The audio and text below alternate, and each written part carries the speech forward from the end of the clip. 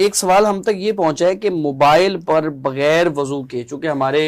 Generation ماشاءاللہ ہماری ایسی ہے کہ الماری تک اٹھ کے قرآن اٹھانا ان کے لیے ذرا ان کو زحمت لگتی ہے، تو وہ کہتے ہیں کہ بغیر وضو کے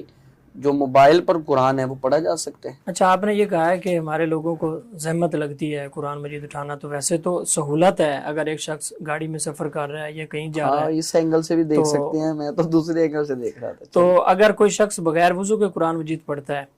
تو اس کے لیے یہ ہے کہ سکرین کو اگر ہاتھ سے ٹچ نہیں کر رہا، جہاں پہ قرآن مجید کے الفاظ آ رہے ہیں، تو نیچے سے موبائل کو اس نے پکڑا ہوا ہے، سائڈ سے پکڑا ہوا ہے، تو پڑھ سکتا ہے، کوئی حرج کی بات نہیں، لیکن بہتر یہی ہے، پھر بھی افضل یہ ہے کہ وضو کر کے پڑھنا چاہیے۔ اچھا، تو ایک سوال ہے کہ قرآن ہاتھ سے گر جائے تو اس کا کفارہ کیا ہے؟ اس حوالے سے بھی ہماری عوام میں غلط فہمی پائی جاتی ہے۔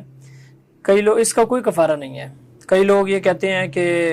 قرآن مجید اگر ہاتھ سے گر جائے تو جو صحیفہ